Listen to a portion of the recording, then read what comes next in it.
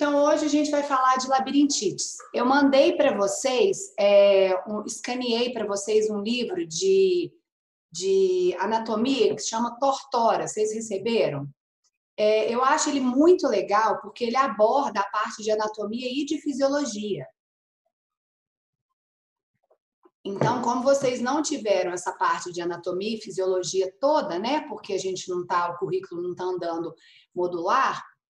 Não é muito extenso, é uma leitura legal para vocês entenderem bem essa questão da fisiologia, da anatomia, do sistema auditivo e do sistema vestibular. Então, vocês, por favor, façam a leitura, que é bem interessante, tá?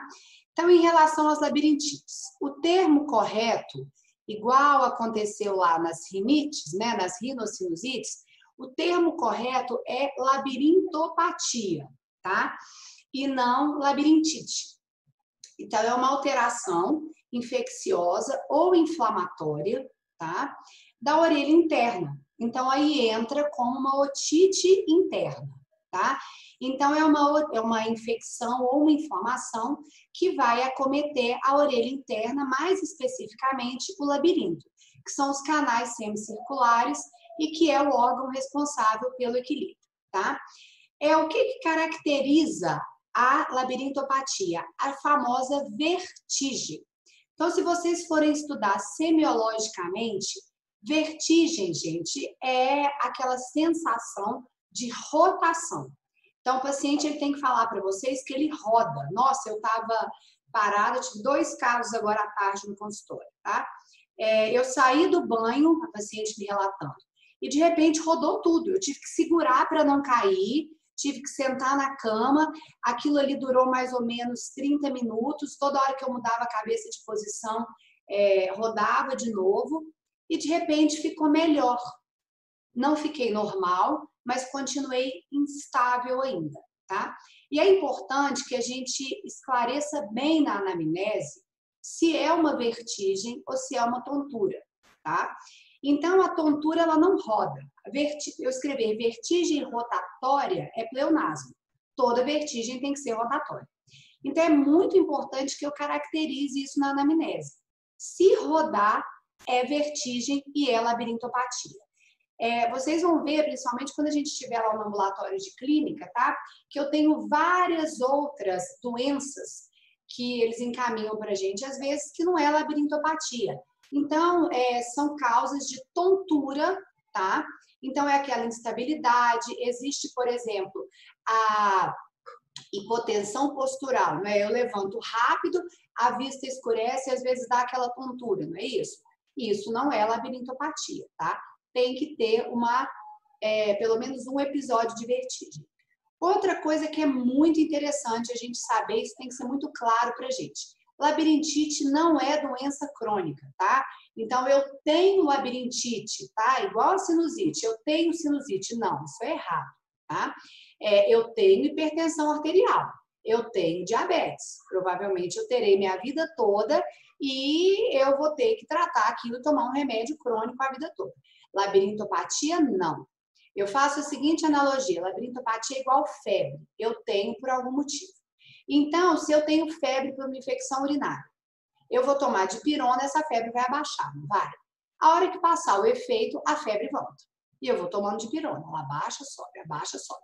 Enquanto eu não for lá e tratar essa infecção urinária com antibiótico específico, todas as vezes que passar o efeito da dipirona, eu vou ter de novo a febre.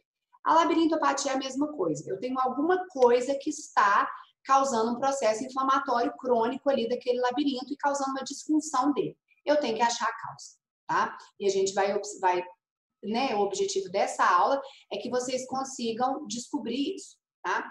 Labirintopatia, vocês vão ver que assim, a maioria dos médicos não sabe nem fazer anamnese, quanto mais exame físico e tratamento. Então, a gente tem que saber, tem que sair daqui sabendo direitinho. Quem que faz a minha orientação espacial? Então, quem que é responsável por me manter em pé, sentado, deitado, etc. O sistema esteatocinético, que é formado pelos canais semicirculares, tá? Que é o labirinto. O sistema proprioceptivo, que ele é formado, né, por receptores que a gente tem dentro dos fusos musculares, tá? E o sistema visual, que é a minha visão, né? Por que que quando a gente tá embriagado, não é isso? E a gente fecha o olho, roda? Porque a gente está com uma intoxicação aguda de labirinto ali, tá? Eu tenho só o visual e o proprioceptivo segurando ali. A hora que eu fecho o olho, roda, tá? Por que quando a gente viaja de carro, a gente passa mal? Que é a famosa cinetose. Algumas pessoas têm essa indisposição quando anda de carro, ou quando anda de avião, ou quando anda de barco, tá? Ou até com, às vezes, movimentos abruptos. Porque eu tenho uma divergência de informação entre essas três estruturas. O visual fala que você está andando e o proprioceptivo e o esteatocinético fala que você está parado. Entenderam? Então, sempre que eu tenho conflito de informação entre esses três sistemas, eu vou ter esses sintomas, tá? Que eles são normalmente a tontura, aquela náusea, aquela sudorese que a gente fala mais pra frente. Quem forma o sistema esteatocinético? Os canais semicirculares, tá? Então, eles são formados, né, por canais cheios de endolinfa, onde eu tenho umas bolinhas que a gente chama de otolitos, que são cristalzinhos mesmo, e quando eu viro a minha cabeça para um lado, eu tenho movimento de endolinfa. Eu viro a minha cabeça para o outro, eu tenho movimento de endolinfa. E isso faz com que o meu organismo, o meu sistema nervoso central, entenda o que eu estou fazendo, tá? Logo após vem as vias labirínticas e depois os núcleos vestibulares, tá? Eu vou escanear uma paginazinha para vocês do livro de neuroanatomia, tá? E vou mandar para vocês darem uma recapitulada nisso aí. E os canais são o lateral, posterior e o superior. Em alguns lugares vocês vão encontrar o superior como canal anterior, tá? Eles são a mesma coisa. Então, olha aqui. Quando a gente olha aqui, né, na anatomia. Então, vamos relembrar aqui. Né? Conduto auditivo, tímpano está aqui, martelo, bigorna e estribo. Aqui é a cóclea, a gente fala melhor na aula de surdez. E aqui estão os canais semicirculares, tá vendo? Então eu tenho, tá? O posterior, o superior ou anterior e o lateral aqui. Então, teoricamente, eles conseguem, né, representar qualquer movimento da cabeça, para cima, para baixo, de um lado, do outro, tá?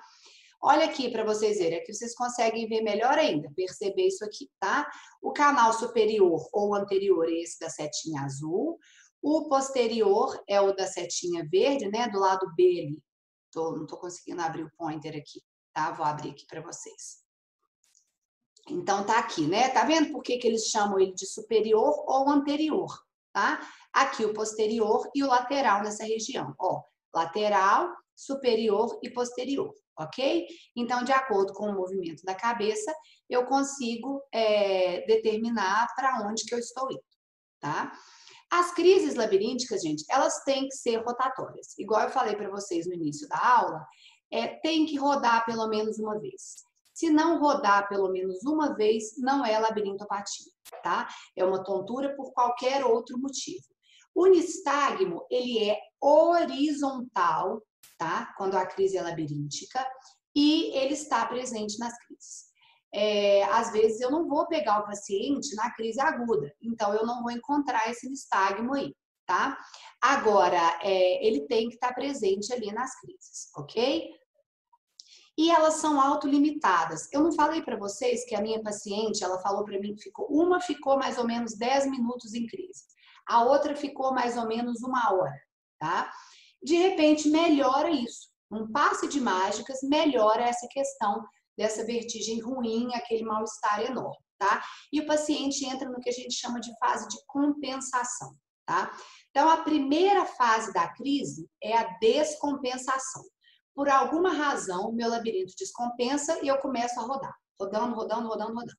De repente, o que o organismo faz? Então, eu tenho labirinto direito, esquerdo, proprioceptivo e visual. Vamos supor que eu tenho uma descompensação desse labirinto direito só.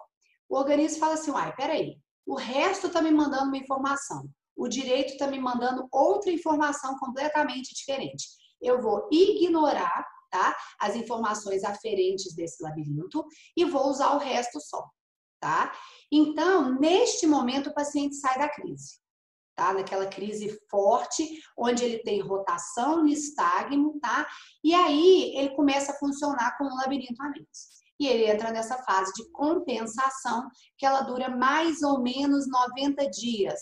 Como assim mais ou menos 90 dias? É assim que a literatura mostra, que em geral, após uma crise forte labiríntica, você vai ficar instável ali mais ou menos 90 dias, e se tudo der certo, você vai estabilizar. Você pode voltar a ter outras crises, mas em geral você vai se resolver espontaneamente, a não ser que eu tenha uma causa ali, tá? Que não deixa esse meu labirinto compensar, tá? Como é que eu avalio, tá, gente, essa crise? Então, a primeira coisa que eu falei para vocês é essa questão da vertigem. Então, rodou é labirintopatia. Não rodou, não é labirintopatia. O que faz a gente excluir labirintopatia também, tá?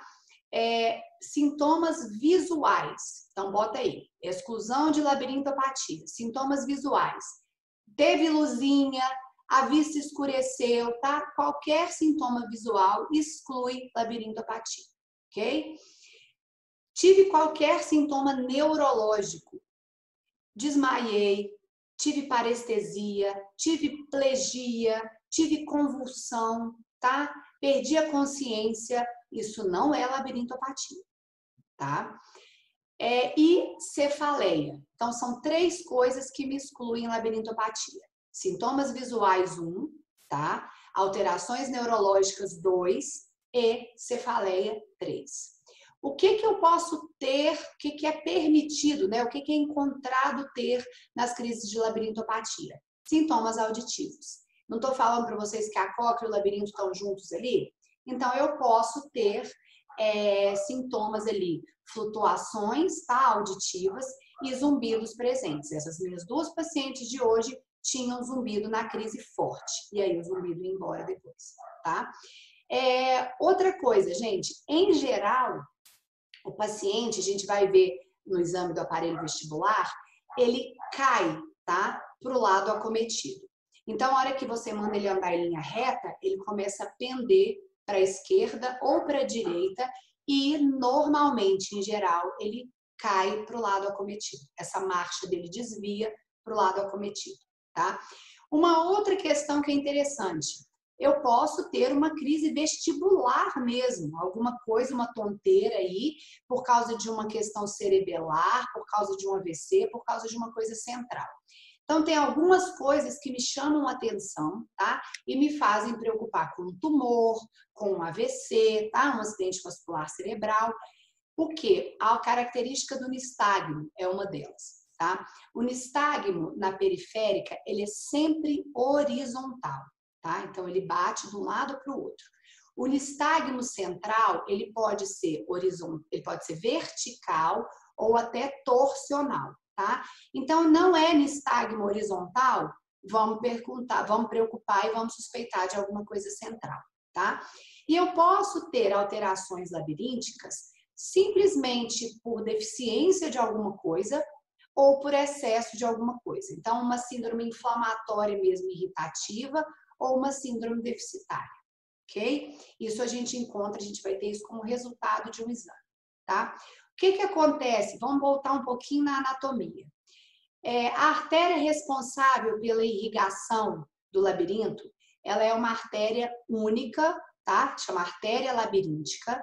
Ela é de pequeno calibre e ela não tem colateral.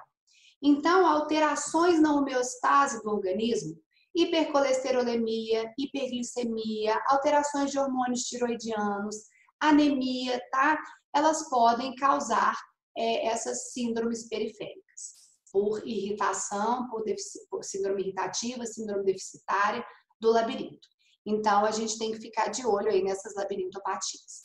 O que eu vou perguntar na anamnese, então? Então, já dei alguns dados para vocês do que a gente vai encontrar na história, o que a gente vai encontrar em achados aí, né, no exame físico. Então, vamos sintetizar isso na anamnese, tá? Você teve vertigem? Rodou pelo menos uma vez, tá? Ou você tem só tontura, tá? Tem alteração, flutuação de audição, teve zumbido, não é obrigatório ter, tá, gente? Mas a gente encontra. Teve alguma dificuldade para entender a fala, tá? Isso não é considerado sintoma neurológico, tá? Isso é considerado um sintoma auditivo. ok? E se teve sensibilidade a sons intensos. Então, qualquer uma dessas alterações de audição sugerem labirintopatia, tá? E as famosas manifestações neurovegetativas, que são manifestações por descarga parasimpática. Então, na hora que vocês forem rever lá a neuroanatomia que eu vou mandar para vocês, vocês vão perceber que os núcleos vestibulares, eles ficam próximos desses centros neurovegetativos. Então, o desequilíbrio de um acaba causando essas manifestações neurovegetativas, que é a sudorese, palidez, náusea e vômito, ok?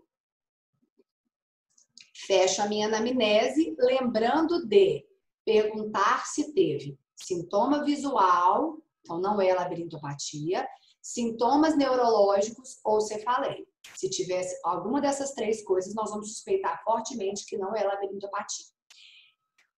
Eu não falei para vocês que a artéria labiríntica é única e tal, e que essa alteração da homeostase, ela pode causar um tipo de labirintopatia que a gente chama de labirintopatias de causa metabólica, tá? Então, obrigatoriamente, eu vou ter que pedir esses exames laboratoriais, tá? Então, tenho que pedir hemograma, tenho que pedir coagulograma, tá? Glicemia de jejum pós-destrozol. A glicemia pós-destrozol, ela não tem importância, ela tem, você pode fazer diagnóstico de diabetes por ela também, mas ela não é a primeira escolha. O que eu quero saber aqui, para eu, Andressa, otorrino, meu paciente que tem labirintopatia, é importante eu saber se esse paciente tolera ou não sobrecarga de glicose. Se ele for um paciente que não tolera sobrecarga de glicose, a gente vai ter que restringir. TSH e T4 livre, então alterações tiroidianas, hipo ou hipertiroidismo, podem ser causa de labirintopatia, tá?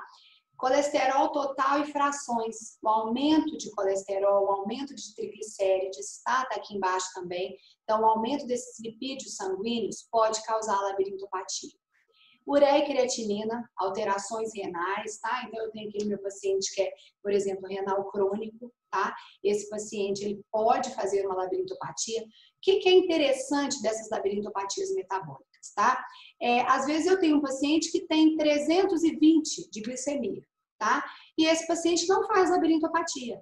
Eu tenho outro paciente que tem 150 de glicemia e faz labirintopatia, tá? O paciente que tem colesterol de 200, sei lá, 300, e não tem labirintopatia. Um paciente com colesterol, às vezes, alterações discretas, tipo 220, por exemplo, a gente considera normal até 200, e que acabam fazendo labirintopatia. Então, não existe a partir de quanto de colesterol, o hemograma aqui, a hemoglobina tem que estar abaixo de quanto para esse paciente meu ter uma labirintopatia. Não existe esse número. Tá? Então, o paciente que tem sintomas, né, labirínticos e alteração em alguns desses exames laboratoriais aqui, a gente tem que corrigir isso para conseguir estabilizar esse paciente. Senão, a hora que eu suspender a medicação, ele vai voltar a ter crise. E por último aqui, o VDRL, tá? O VDRL é uma infecção mesmo, um acometimento, né, do labirinto pela sífilis, tá? Pela doença.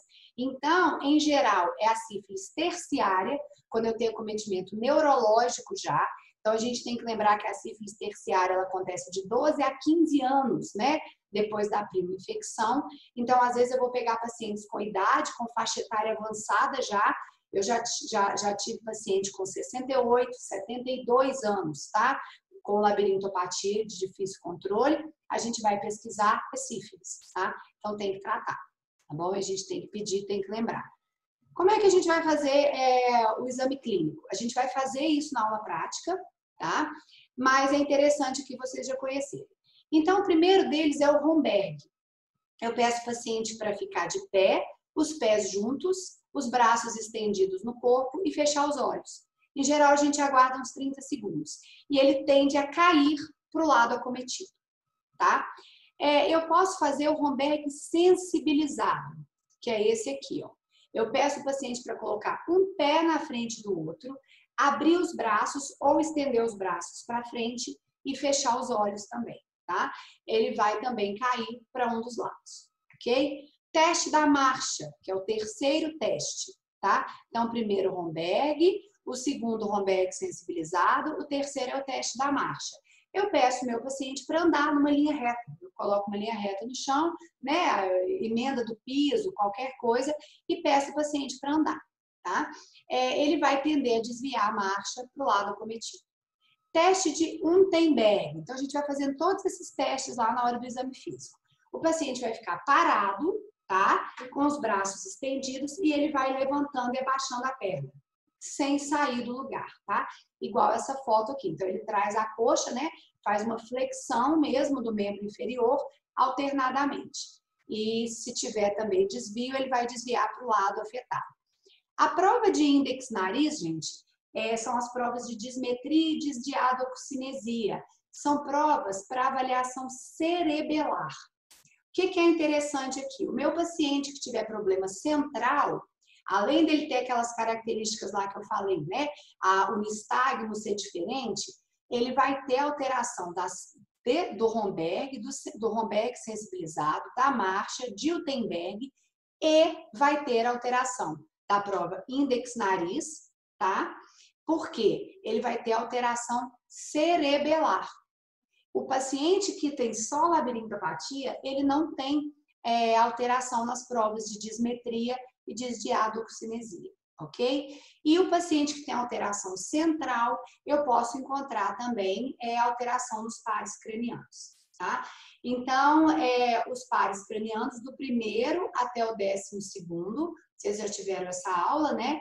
Então, a gente tem que testar esses pares também na hora do exame físico, ok? A gente relembra isso lá na aula prática, mas além desses testes, nós vamos fazer o teste dos pares cranianos de novo, para vocês relembrarem, tá? E o que eu vou pedir de diagnóstico, né? O que eu tenho de método diagnóstico, tá? O nistagmo, ele me dá uma pista, né? Se esse paciente tem um periférico, se é central, e em geral o nistagmo ele bate, tá? Então na hora que eu examino, né, peço ao paciente para fixar o olho e acompanhar, fixar o olhar no meu dedo e acompanhar só com o olho, tá? A gente vai fazer isso na aula prática também. Eu vou ter um batimento desse nistagmo, ele vai estar presente em geral para o lado acometido, tá? E como exame complementar, além, tá, daqueles exames laboratoriais que eu passei para vocês, eu tenho que fazer o famoso teste vestibular, que é a eletronistagmografia. É o exame complementar, que é padrão ouro, tá, para diagnóstico de labirintopatia. Então, é ele que vai falar para mim se o paciente tem ou não uma labirintopatia, tá? Se ela é deficitária, se ela é irritativa, se ela é do lado direito, se ela é do lado esquerdo, ok? E como é que em geral é fonoaudióloga ou otorrino que faz esse exame, tá? Como é que esse profissional ele tem esse diagnóstico? Ele põe o meu paciente numa sala e ele vai fazendo vários testes, tá? Incluindo o nistagmo, coloca um óculos e o paciente tem que ir acompanhando um pêndulo, tá? Luminoso. Tem a prova calórica, que ele joga água numa temperatura dentro do ouvido, ou água ou ar, numa temperatura um pouco acima e um pouco abaixo da temperatura corporal. Ele faz a prova de Dix-Hallpike, que a gente vai ver qual que é aqui, para fazer diagnóstico de BPPB, que a gente vai estudar isso no próximo slide, aguenta aí. Então, ele faz vários testes, tá? E ele vai concluir para mim se existe ou não uma alteração labiríntica e se essa alteração é do lado esquerdo ou do lado direito, se ela é irritativa ou se ela é periférica, ok? Tá? Então, todo paciente, eu falo que labirintopatia é receita de bolo, tá? Não tem mistério. Primeira coisa, eu tenho que definir se é labirintopatia ou não. Eu vou definir isso como? Na anamnese, tá? Usando aqueles fatores que sugerem e usando aqueles fatores da anamnese que excluem, tá? Depois eu vou fazer um exame físico desse meu paciente, tá? Esse exame físico vai fortalecer aquela minha hipótese na anamnese, né? E eu tenho que pedir revisão laboratorial e avectoeletro. Além disso, eu tenho que pedir as audiometrias, mas eu não vou entrar nelas aqui agora, que a gente vai detalhá-las na aula de surdez, tá? Então, labirintopatia é igual a anamnese, para confirmar, exame físico, para fortalecer a minha hipótese, tá? E exames complementares, revisão laboratorial, a eletronistagmografia e as audiometrias. Receita de bolo, acabou, tá? E o tratamento, vocês vão ver também que é receita de bolo. protocolo é igual para todo mundo, tá? Agora nós vamos falar um pouquinho das causas específicas de vertigem, tá? Então, eu já falei para vocês que essas labirintopatias, elas têm um comportamento bem parecido, tá? Eu não posso esquecer das labirintopatias de causa metabólica, por isso que a gente pede aquela revisão laboratorial, tá? Mas eu tenho causas específicas, né, de labirintopatia e que a gente tem que investigar e pensar nelas, tá? Então, na infância, gente, eu tenho uma vertigem paroxística benigna na infância, que a gente chama de VPB, tá? Vertigem paroxística benigna. Vocês vão achar em alguns lugares VPBI, tá? O que é isso? Tá vendo? É uma crise, são crises fugazes, então a criança tem labirintite, tá? São essas crises fugazes, tá? Às vezes a criança vomita, tem náusea, fica branquinha, sudorética, tá? Não tem sintoma coclear, então a criança não fala de zumbido, não fala de flutuação auditiva e não pode ter perda de consciência. Como eu falei para vocês, tem sintoma neurológico, esquece, não é vertigem paroxística. E acredita-se que é uma imaturidade do sistema vestíbulo-espinhal, nada além disso. Então essa criança, tá vendo a prevalência dos 2 aos 12 anos, tá vendo? Tem nistagmo espontâneo nas crises. Em geral, a gente não pede, tá? Tem aí, ó, hiporreflexia à prova calórica.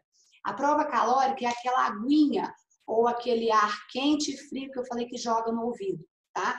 Então, o examinador lá, ele observa que essa criança não tem reflexo, né? Labiríntico quando ela é submetida a essa prova. Mas a gente não pede de rotina, tá? Por ser benigna, por saber que vai melhorar e tal. E olha para você ver, essa criança ela vai ter uma propensão maior a ter enxaqueca, migrânia, tá? Na vida adulta. Sabe-se que é assim. E ela vai curar espontâneo. Então, não tem que preocupar muito. A gente tem que tranquilizar a mãe e, principalmente, fazer diagnóstico diferencial com questões neurológicas, tá? Por exemplo, epilepsias, tá? Mas aí tem outros sintomas associados. Não é infrequente você ter tontura na criança que tem otite média, tá? Ou otite externa. Por que isso, gente? Vocês viram lá na anatomia, tá tudo muito pertinho. Então, às vezes, uma coleção de secreção daquela otite média serosa que a gente viu, tá? Ou aquela coleção de pus da otite média aguda, ela causa um movimento ali em cima da janela oval e da janela redonda, que acaba causando uma hiperreatividade do labirinto também.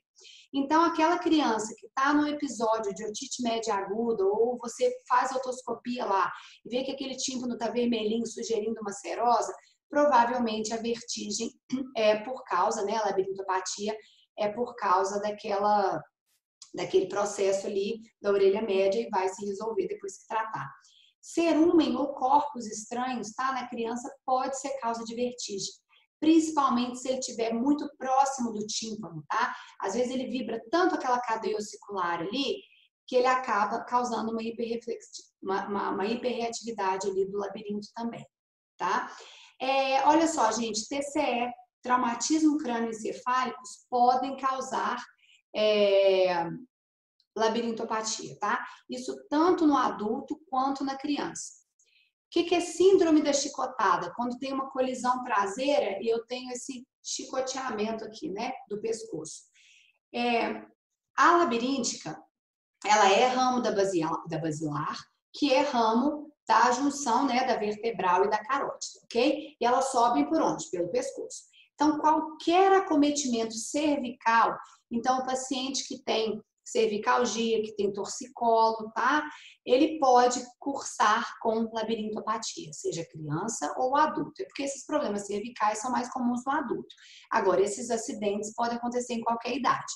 E traumatismos mesmo, TCEs graves, então concussão cerebral, alguma fratura mesmo de base de crânio, isso pode cursar. Então, o paciente que faz uma crise de labirinte, de labirintopatia, pós-TCE, provavelmente é isso mesmo, tá? O paciente, aquele paciente, aquela criança que está com uma infecção ali, né? Seja uma otite externa, seja uma otite... A otite externa é bem comum, tá, gente? Dá. É mais a otite média aguda e a otite média serosa, tá? O pós-operatório de tubinho, aquele tubo de ventilação, o que eu faço? Eu faço uma incisão e aspiro aquela secreção. Então, de repente, eu puxo aquilo ali que estava em cima das janelas, posso dar uma crise também de labirintopatia. Então, vou tratar o quê? A doença de base, vou tirar esse corpo estranho, vou tirar esse cerume, vou tratar essa otite média dessa criança, tá? E vou esperar que essa questão do TCE melhore. Eu não tenho que preocupar com isso, tá? O torcicolo paroxístico na infância. Eu gosto de trazer esses assuntos para essa aula porque são assuntos, são questões totalmente benignas, tá? E que a gente às vezes não sabe, que traz uma preocupação para a mãe e que a gente não tem que fazer nada, tá? Então, essa criança, em geral, tá vendo? Em menores de 1 ano, é bebezinho, tá? Tem hora que ele para e fica de ladinho, assim, com o pescoço, às vezes, né? Uma rotação, a cabeça roda para um lado, o corpinho roda para o outro, e às vezes tem sintoma neurovegetativo, ele fica meio branquinho, meio pálidozinho, e pode ter nistagmo, tá? Ou ataxia, tá? Se essa criança andar, óbvio, né? Engatinhar ou andar, ela pode, às vezes, ter dificuldade. É a mesma coisa da vertigem benigna da infância. É uma imaturidade, tá? Das vias vestíbulo-espinhais. O torcicolo paroxístico, ele pode, inclusive, predispor a criança a ter a vertigem paroxística da infância, tá? E tá vendo? Ó, os episódios duram de minutos a dias, recolhem 2 a 3 vezes por mês, vai melhorar, tranquiliza essa mãe, tá? Faz diagnóstico diferencial também com convulsão, mas convulsão é diferente, né? Vai ter sintoma neurológico. A neuronite vestibular, tá? Eu tenho ela tanto em adulto quanto em criança. É o quadro de vestibulopatia, tá? Porque aqui já é uma causa central, ok? Que é, assim, é o que mais tem sintoma. O paciente, normalmente, ele chega de cadeira de rodas no pronto atendimento, tá? Em geral, tem uma infecção viral recente, então ele seria um acometimento mesmo do nervo vestibular, lá do vestíbulo coclear, tá? O 8º par craniano, por essa infecção viral, tá? Em geral, essa reação inflamatória que o corpo tem contra o vírus. E é muito súbito. Olha aqui, ó, origem central. Então, o paciente chega, ele está com o nistagmo, ele está rodando, tá? Ou então está com aquele nistagmo horizontal. E ele tem ataxia mesmo. Na hora que ele anda, ele não consegue, né? Aquela marcha totalmente atáxica, que parece aquela marcha, né? Da questão cerebelar. E melhora. Tá vendo? 24 a 48 horas, mas às vezes esse paciente tem que ficar internado de 24 a 48 horas para hidratar, medicar, porque às vezes ele vomita até desidratar. Ele pode acontecer tanto na criança quanto no adulto. Esse paciente acaba ganhando uma tomografia, tá, gente? Porque você consegue excluir com certeza que isso aí não é uma outra causa central? Não. Sugere, tá? Mas como tem muito sintoma neurológico central, a gente acaba fazendo um exame de imagem desse paciente, tá? Uma tomografia ou uma ressonância. Outras causas aqui. As labirintopatias metabólicas, tá? Eu já falei para vocês. As ototoxicoses. Eu vou falar melhor disso para vocês na aula de surdezes. Mas eu tenho medicações que são sabidamente ototóxicas, não são? Não falei para vocês da neomicina, questão de pingar a neomicina quando tem perfuração de tímpano? E algumas medicações, elas podem não causar só ototoxicidade. Quando eu falo em ototoxicidade, eu estou falando de acometimento de orelha interna, tá? Seja a cóclea ou seja o labirinto. Então, aquele paciente que está usando uma medicação e de repente ele começa a ter sintoma vestibular ou auditivo, eu tenho que suspender aquela medicação, tá? A cinetose eu já expliquei para vocês, que é aquele mal-estar que a gente tem quando anda de carro, tá? Aí tem tumores, ou então epilepsias, que às vezes tem acometimento, o foco epilético é na região do labirinto. Então, às vezes a gente fica, o pródromo, às vezes, daquilo ali, pode ser uma crise vertiginosa, tá? Então, a gente tem que fazer esse diagnóstico diferencial, ok? Muito bem. Então, agora a gente passou um pouquinho, né, sobre as vertigens que a gente pode encontrar na infância, tá?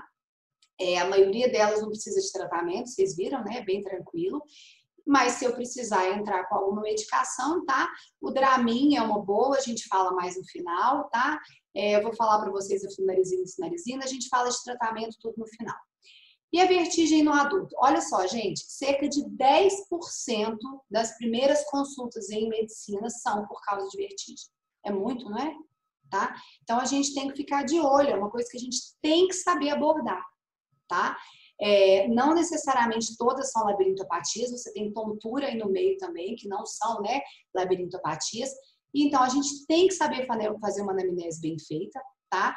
E tem que saber conduzir esse paciente de uma forma correta. Não dá mais a labirintite é doença crônica, tem que usar remédio pro resto da vida, isso não existe, tá? Olha só, é mais prevalente no sexo feminino, cerca de 2:1. Ele pode ser o único sintoma, como eu falei para vocês, ou estar associado a sintomas auditivos ou distúrbios neurovegetativos. Mostrei para vocês já vários, né, vários tipos, né, de labirintopatias que se comportam diferentes, mas a receita do bolo é mais ou menos a mesma, o quadro clínico é mais ou menos a mesma. E olha só, gente, Meniere e VPPB corresponde a 50% dos diagnósticos, tá? As doenças metabólicas estão ganhando um espaço muito grande ainda e provavelmente essa frase minha aqui não é mais correta, tá? A doença de Meniere talvez não seja tão prevalente quanto a gente imagina, ok? Então, o que é a VPPB? Vertigem postural paroxística benigna. Ok? Anotaram? Então, é diferente da VPB, que é aquela vertigem paroxística da infância. Essa, gente, por que ela tem esse nome? Ela é uma vertigem que acontece com a mudança de posição, por isso que ela chama vertigem postural. Então, o paciente chega e fala assim, a história é clássica, vocês vão, a hora que o paciente contar, a primeira coisa que vai vir à cabeça de vocês é VPPB. Toda hora que eu vou estender roupa no varal, então que eu faço isso aqui, ó, roda tudo, eu tenho que parar, eu tenho que sentar, mas assim, é rapidinho, 10 a 20 segundos, olha aqui, desaparecimento dos sintomas em 10 a 20 segundos. Para e eu fico normal. Aí, beleza, eu vou estender de novo, roda tudo de novo. Ou então, na hora que eu tô na cama, eu viro pro lado, doutora, eu só dou uma virada pro lado esquerdo de barriga para cima, porque a hora que eu viro pro lado direito na cama, roda tudo, tá?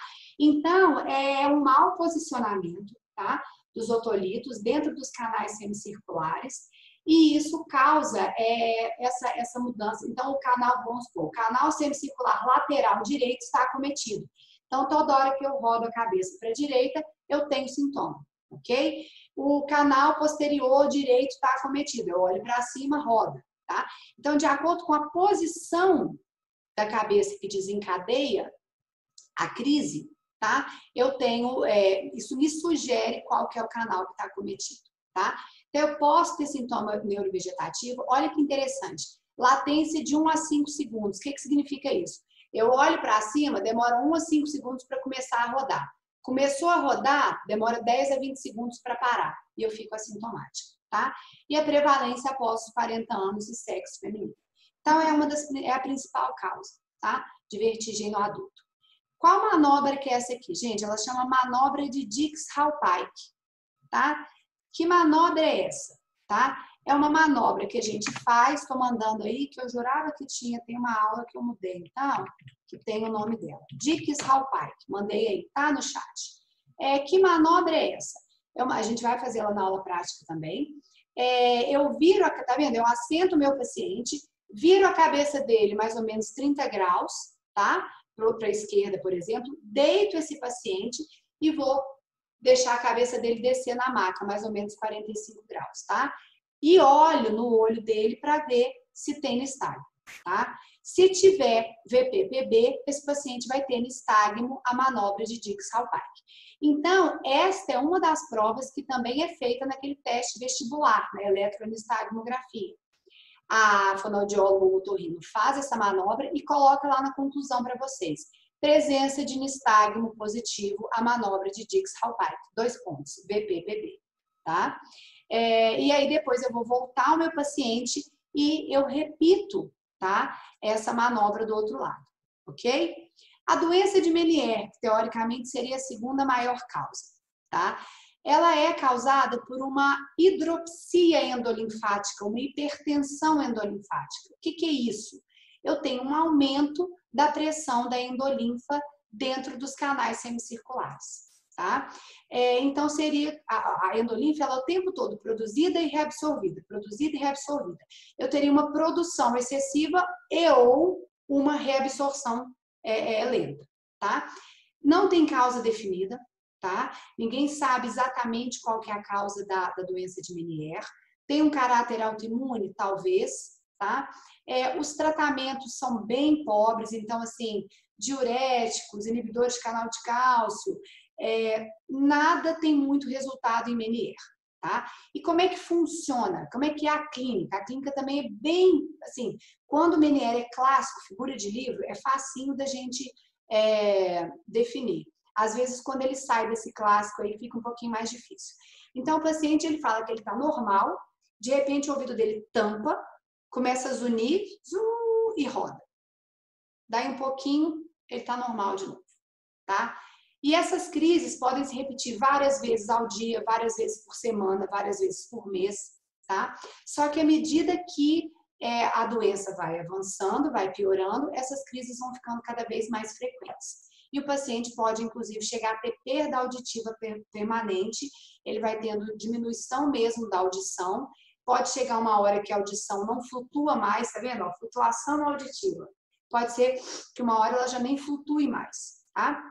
Ela fica o tempo todo baixa e esse zumbido fica contínuo e ele pode começar a ter várias crises durante o dia, sendo inclusive incapacitante, ok? Então, o tratamento é a gente tentar tratar essas crises e tentar diminuir essa hipertensão, ok? Mas é uma doença de difícil manejo.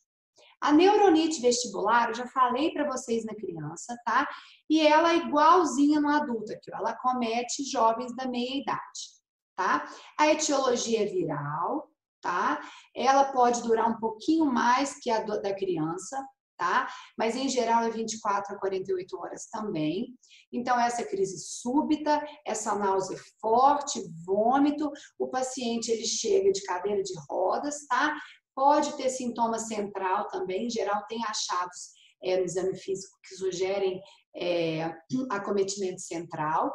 E esse paciente é tratamento de suporte, tá? Eu vou dar medicação para hidratar, medicação para diminuir o vômito, a gente pode usar corticoide, tá? Pensando aí que é uma neuronite, que é um acometimento, né?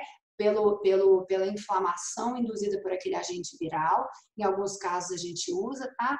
Mas vai melhorar, tá? Mas demora umas 24 a 48 horas, ok? Agora eu estou usando o termo correto. Quando eu falo em labirintite, tá? Eu estou falando de uma infecção do labirinto, ok? Quando é que eu posso ter uma infecção do labirinto? Ela pode ser pós, por exemplo, otite média aguda, tá? Eu tenho uma otite média aguda, tá? Que ela vai ali, ó, timpanogênica, tá vendo? Ela é uma infecção dentro da orelha média que vai entrar ali, tá? Através das janelas e causar uma infecção bacteriana dentro da cóclea e dentro do labirinto.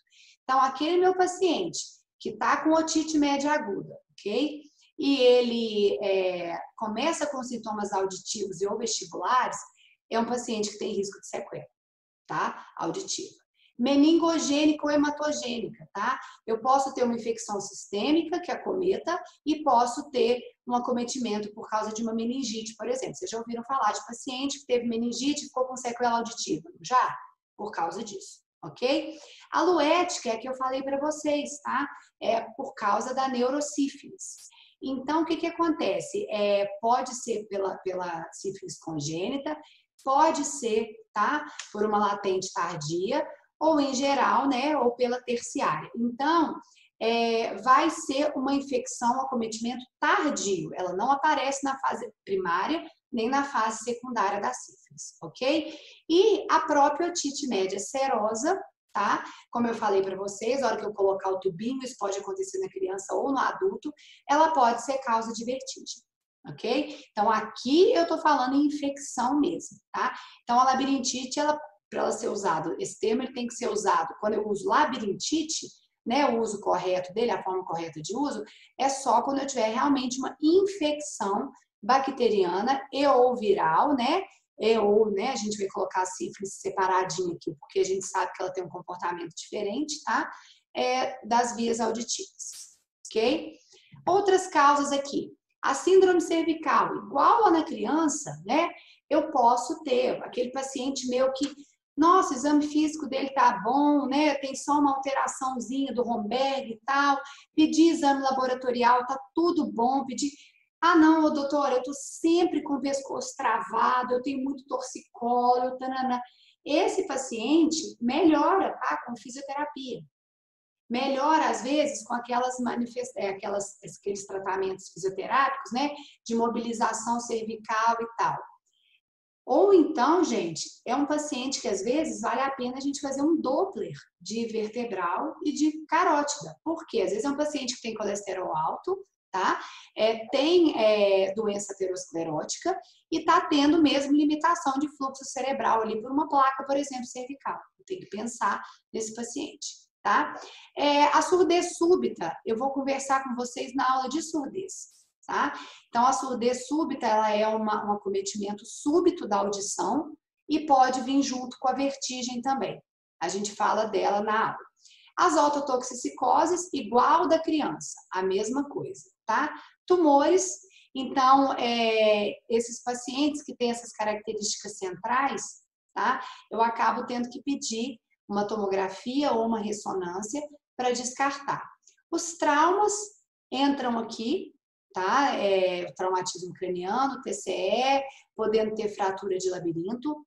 O barotrauma, gente, é aquela perda, aquele problema de audição que a gente tem, aquele trauma que a gente tem quando está andando de avião ou quando está subindo e descendo serra, não tampa o ouvido, de repente você força e destampa, às vezes não dá uma tonturinha na hora que isso volta.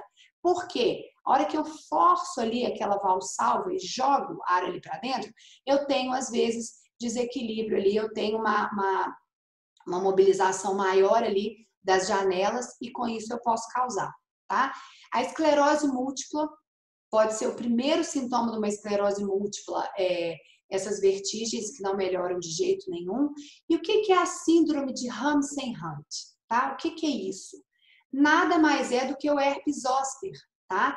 O acometimento do herpes zoster dessa região aqui, ó, desse dermátomo que pega a orelha, tá? E ele acaba pegando, eu posso ter tanto perda auditiva quanto vertigens, mas aí eu vou ter aquelas vesículas todas aqui na orelha e às vezes pegando aqui o rosto, tá? Então a gente fecha o diagnóstico. Essas causas são mais incomuns, tá? De vertigem.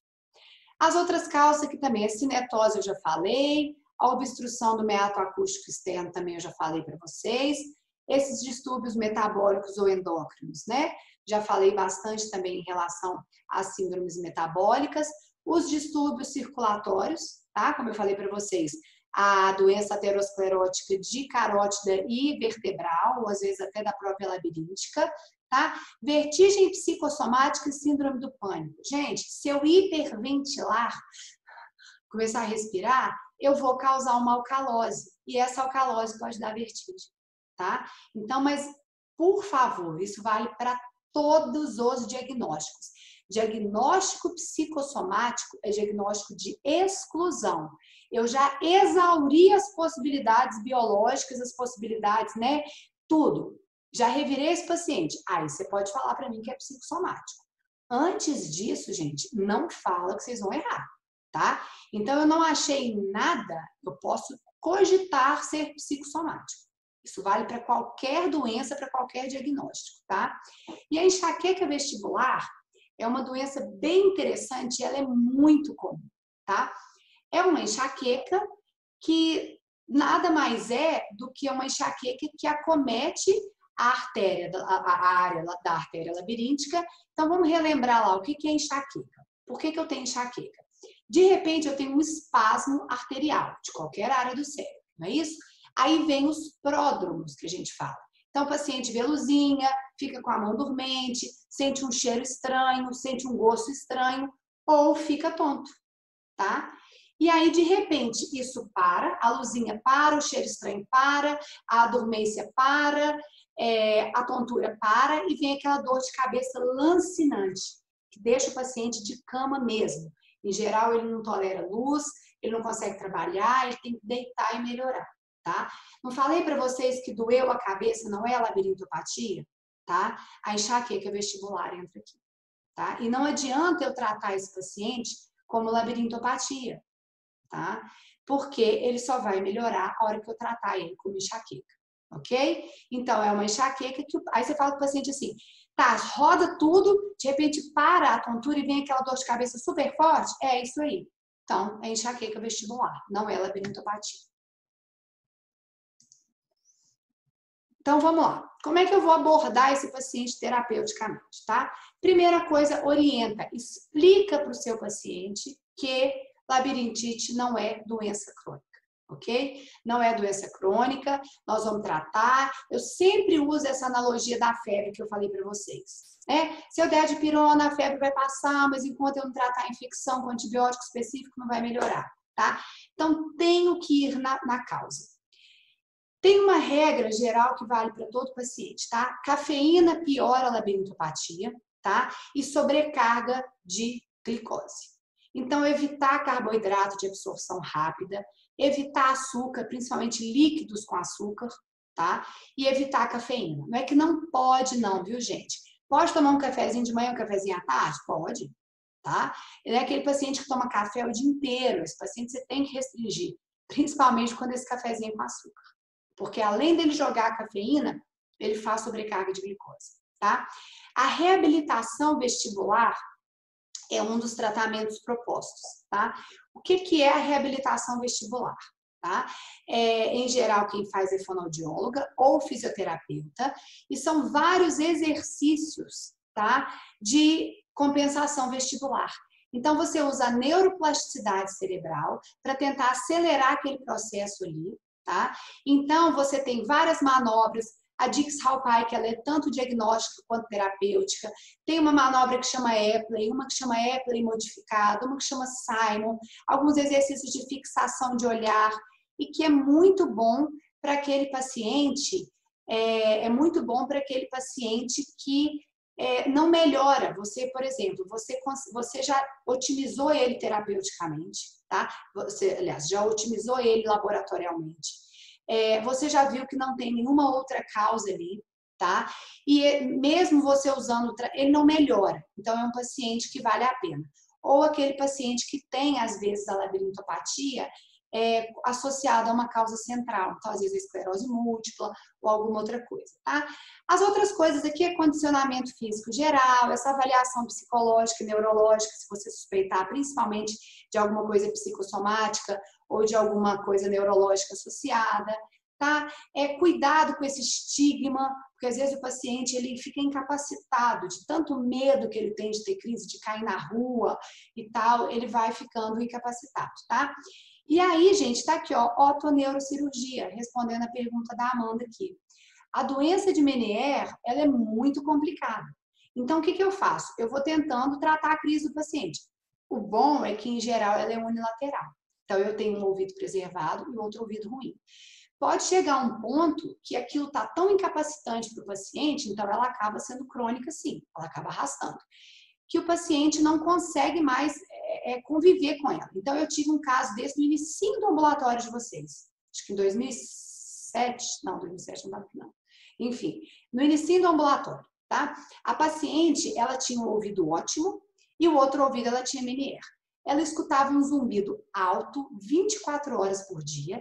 Ela já tinha praticamente perdido a audição desse ouvido, tá?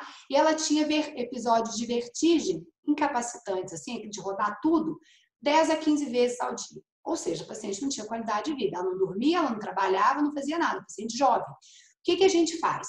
A gente vai lá e injeta gentamicina dentro da janela, por exemplo, né? Pode ser um dos fármacos usados. A gente chama de labirintectomia química. Eu vou lá e mato aquela cóclea, mato aquele labirinto. Ela vai ficar anacúsica, sem escutar nada daquele ouvido. Ela vai passar uns 90 dias aí compensando, que o organismo dela vai ter que aprender a trabalhar só com o labirinto proprioceptivo visual, mas acabou o zumbido, acabaram as crises de tontura e ela fica com o ouvido bom, tá? E tem algumas cirurgias também que são de descompressão do saco endolinfático. Então, eles vão lá e tentam descomprimir aquele saco, mas os resultados também não são bons, tá? Então, Meniere, a gente tenta ir tratando as crises. Se chegar num momento que está incapacitante, o paciente não convive bem com aquilo mais, a gente pode pensar na otoneurocirurgia, tá? Fatores agravantes, tá? Comorbidades. Tem algumas medicações, por exemplo, a duloxetina, que é uma medicação que eu não posso tirar de uma vez, tá? Então, às vezes o paciente, ele esquece de tomar a duloxetina e no dia que ele esquece, ele tem vertigem. Isso aí não tem a ver com uma labirintopatia propriamente dita. Então, ficar de olho nessas medicações. Aí falei aqui, ó, evitar açúcar de absorção rápido, o café, o chá preto, tá? Fuma, bebida alcoólica, as gorduras por causa dessa sobrecarga. E acredita-se que o aspartame é tóxico para o labirinto, tá? Nada 100% comprovado. Jejum intermitente, gente, é o pesadelo de otorrino, tá? Não vou entrar no mérito aqui, mas para nós, otorrino, jejum intermitente só serve para causar zumbido e ou labirintopatia, tá? Eu tenho pacientes no consultório que eu volto, né, suspendo essa questão do jejum intermitente, o paciente para de ter zumbido e para de ter vertigem. Então, a gente tem que tomar esse cuidado aí, tá? Hidratação, exercício físico regular, essas coisas aí eu acho que faz bem para tudo, né? Não é só para labirintopatia, não, tá? E o que é essa reabilitação vestibular, então? Que é esse tratamento que a gente vai propor para aquele paciente que não melhora, tá? Mesmo eu tendo otimizado isso tudo aí que a gente conversou até agora. São essas manobras feitas pelo especialista que vão ajudando aí nessa compensação, principalmente o paciente idoso é muito bom, tá? Ou o paciente que tem doença neurológica, então a gente acaba indicando, tá? E os resultados são muito bons. E para VPPB é o único tratamento que resolve, tá? Então, VPPB é igual à reabilitação vestibular, porque o paciente tem que fazer essas manobras que eu estou falando para vocês, eles vão fazer para reposicionar os otolitos e o paciente fica assintomático, ok? Então, vamos lá.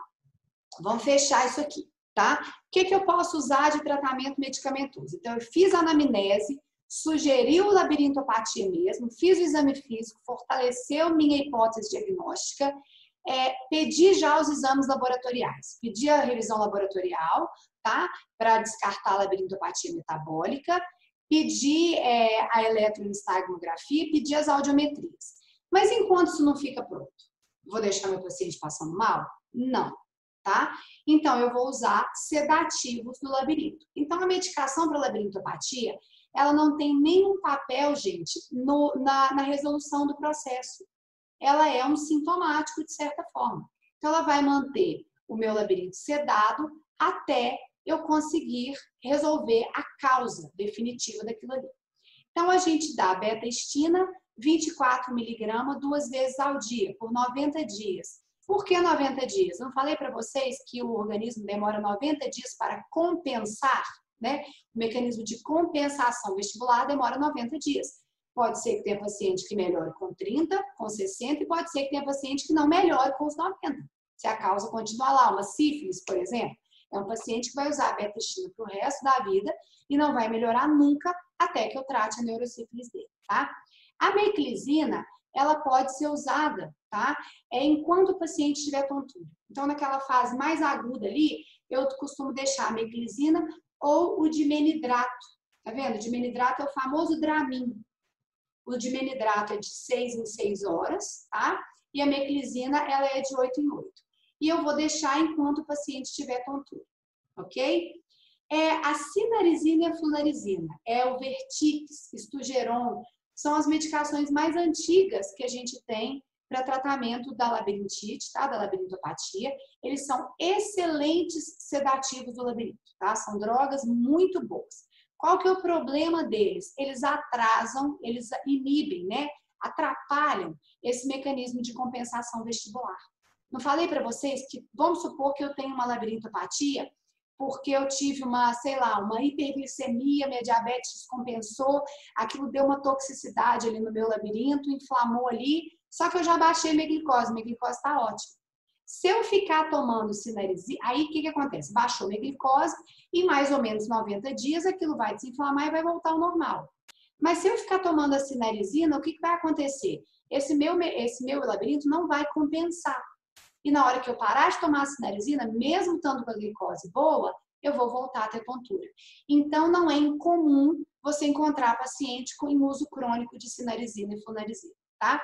Eu peguei uma paciente no ambulatório esses dias com uso crônico de sinalizina, 10 anos usando sinalizina e com tremor de extremidade. Sinalizina pode dar Parkinson-like, tá? Não afirmo que é por causa disso que ela está tendo tremor, pedi para a neuro investigar para mim, encaminhei para a neuro, mas a chance dela estar tendo Parkinson por causa da sinalizina é grande, tá? Então não pode usar, eles são excelentes para você usar aí 15 dias, tá? Vamos colocar aí, tentar tirar o mais rápido possível. E o clonazepam e o diazepam é para usar em psicossomático? Não.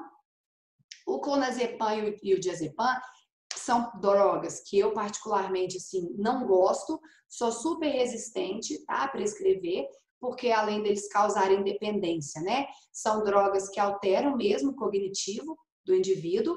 Entendo que tem pacientes que realmente precisam usar, tá?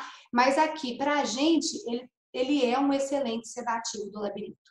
Então, o clonazepam e o diazepam são ótimos para a gente usar naquele paciente com neuronite vestibular. Eu falei que ele chega acabado no pronto-socorro, tá? Vomitando, náusea, sudorese e tal. Então, é interessante usar, tá? Não estou dando porque eu estou pensando que o paciente está dando piti, não.